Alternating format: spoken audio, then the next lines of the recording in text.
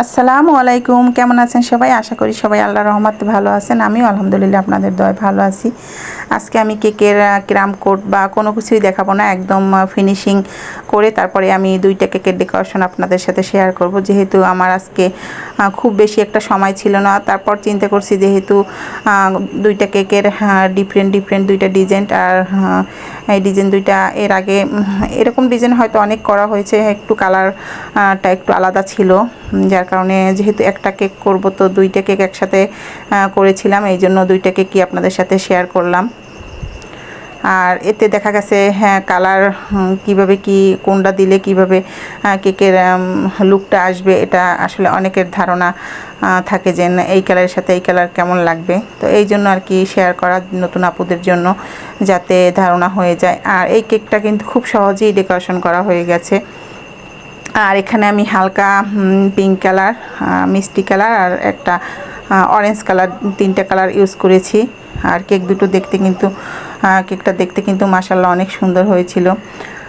আর এই কেকটাও আমি একদম ইচ্ছে ছিল আমার যে একদম প্রথম থেকে দেখানোর, কারণ আমি রাউন্ড শেপের কেক কেটে তারপরে আমি স্কোয়ার শেপ করেছি। আমার কাছে অর্ডার ছিল স্কোয়ার শেপের, কিন্তু আমার ভুলবশত আমি রাউন্ড শেপ করে ফেলেছি, তারপরে কেকটা আমি স্কোয়ার শেপ করেছি। তো এটা আসলে অনেকেই জানে না কিভাবে স্কোয়ার শেপ করা হয় রাউন্ড শেপ কেক কেটে। তো ইচ্ছে ছিল আপনাদের সাথে শেয়ার করার, ইনশাল্লাহ অন্য কোনো একদিন অবশ্যই শেয়ার করব। তো এই কেকটা কিন্তু আমার ডেকোরেশন করা একদম কমপ্লিট। এখন আমার নামটা লিখে নেব, যেটা লিখতে বলেছিল। তো এখানে আমি একদম হালকা যে পিঙ্ক গোলাপি কালারটা আর কি, ওটা দিয়ে পিঙ্ক কালারটা ওটা দিয়েই আমি নামটা লিখে নিয়েছি। আর খুব বেশি গাঢ় কালার দিয়ে লিখলে আমার কাছে মনে হয়েছে ভালো লাগবে না।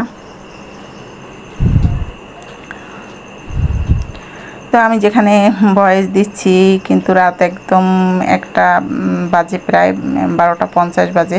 তো তারপরও আশেপাশে দেখা গেছে অনেক আওয়াজ আসছিল, আর আমি ব্যালকনিতে বসে ভয়েসটা দিচ্ছিলাম।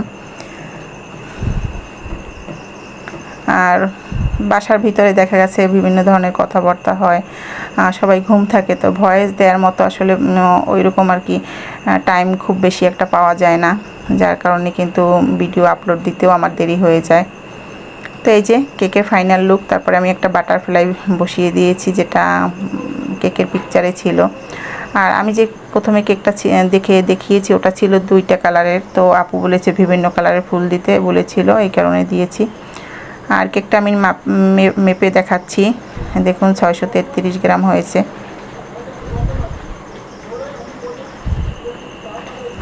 তো এই তো তারপরে আর একটা কেক ডেকোরেশন করব, আর এটাও ছিল রাউন্ড শেপের কেক। তো এরকম আমি আর কি ভুলবশত দুইটাই রাউন্ড শেপ করে ফেলেছিলাম, যেটা স্কোয়ার শেপ করেছি ওটা পরে রাউন্ড শেপ থেকে স্কোয়ার শেপ করে নিয়েছি।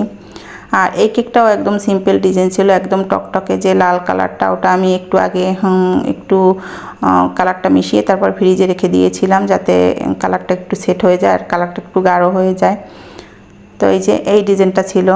তো ওখানে কিছু গোলাপ ছিল, যেটা আমি গোলাপ করিনি, নজল দিয়ে এঁকে দিয়েছি, যেহেতু আমার কাছে একদম সময় কম ছিল, আর গোলাপ করতে কিন্তু একটু টাইম লাগে।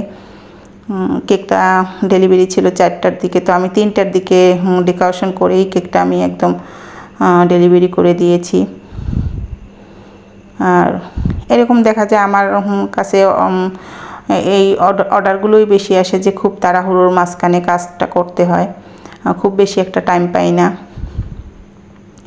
তো আমি ওই সেম নজল থেকেই একদম ছোট ছোট ফুল করে দিচ্ছি, যেটা তো এখানে যদি আমি ছোট গোলাপ নজল দিয়ে ছোট ছোট ফুল করে দিতাম কলির মতো, তাহলে ভালো লাগতো। যে আমি আসলে শর্টকাটে করতে চেয়েছিলাম, যে আমার কাছে টাইমটাও কম ছিল, এই কারণে। তো এই যে তারপর একটু হলুদ কালারের ফুল ছিল ভিতরে, তো সেটাও দিয়ে দিয়েছি। আর কেকটা করার পরে আমার কাছে মনে হচ্ছিল যে একটা হলুদের কেক এরকম লাগছিল। তো আপু যে ডিজাইনটা দিয়েছিল এরকমই ছিল। আর কেক দুইটা মাশাআল্লাহ ওনাদের খুবই ভালো লেগেছে, আর আলহামদুলিল্লাহ ওনাদের রিভিউ খুব ভালো ছিল।